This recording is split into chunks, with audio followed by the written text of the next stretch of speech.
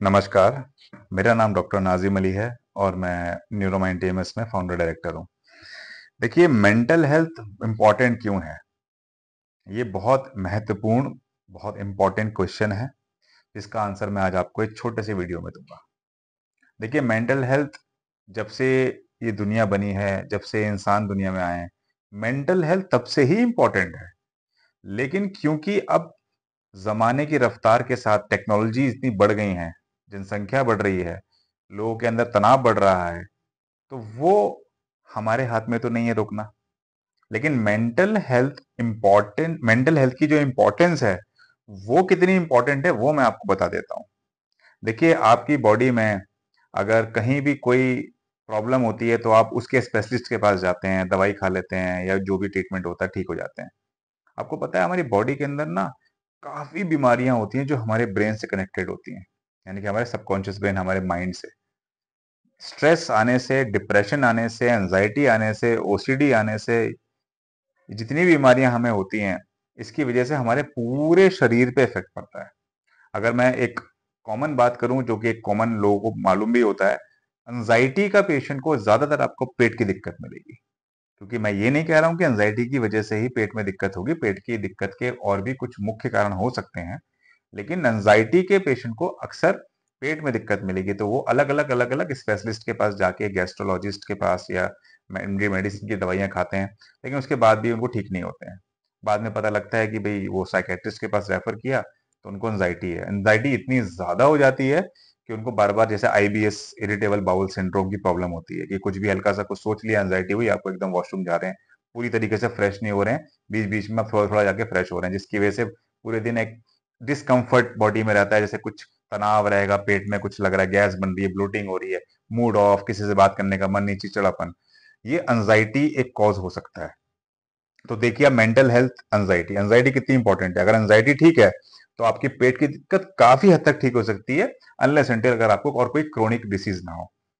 तो अगर एंजाइटी आपकी ठीक है, कंट्रोल है, तो आपको काफी हद तक पेट की गैस या पेट की जो इरिटेबिलिटी होती है उससे काफी राहत मिल सकती है। डिप्रेशन के अंदर आपकी स्किन खराब हो जाती है, आपके बाल झड़ने लगते हैं, आपको सेक्सुअल डिसऑर्डर हो सकते हैं।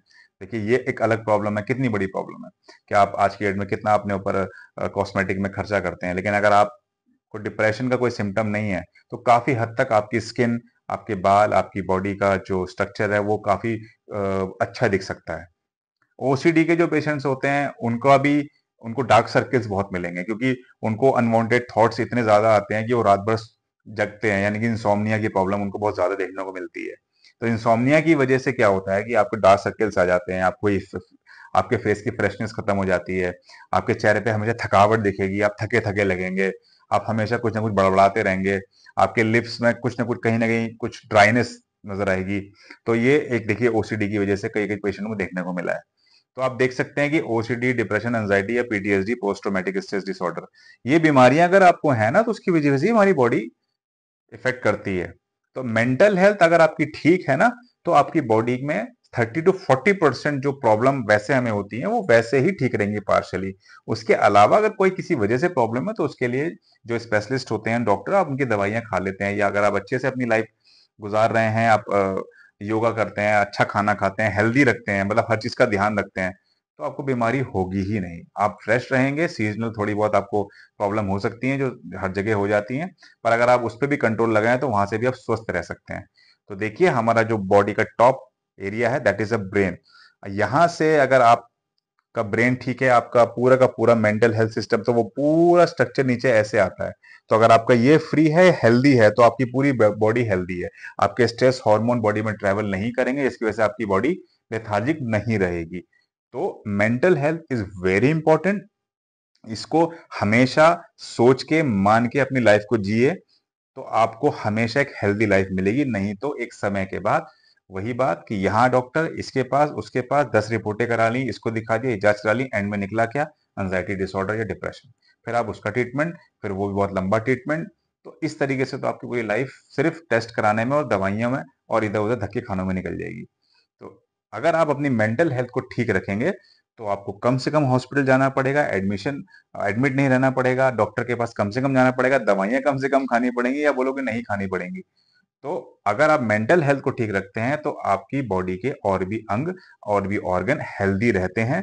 तो बस मैसेज मेरा ये था कि अगर आपकी मेंटल हेल्थ इफेक्ट हो चुकी है और आपको लगता है कि ये वो समय निकल गया कि अब मेरी मेंटल हेल्थ मेरे कंट्रोल में नहीं है, यानी कि आपको कोई बीमारी इतनी ज्यादा हो गई है, आपको सिम्टम आ रहे हैं, चाहे वो डिप्रेशन हो, एंजाइटी हो, ओसीडी हो, पीटीएसडी हो या और कोई बीमारी हो, बाइपोलर हो, तो उसके लिए फिर आप नीचे दिए गए नंबर पे हमसे परामर्श लीजिए, हमसे मिलिए, हम आपकी बात को समझेंगे, हमारे डॉक्टर्स आपकी बात को सुन के असेसमेंट करके आपका डायग्नोसिस बनाएंगे। अगर जरूरत होगी तो डेफिनेटली यहाँ पे जो थेरेपीज जो हम यूज करते हैं, जो ट्रीटमेंट होता है, उससे आपकी लाइफ को बेटर बनाने की पूरी कोशिश की जाएगी। Thank you.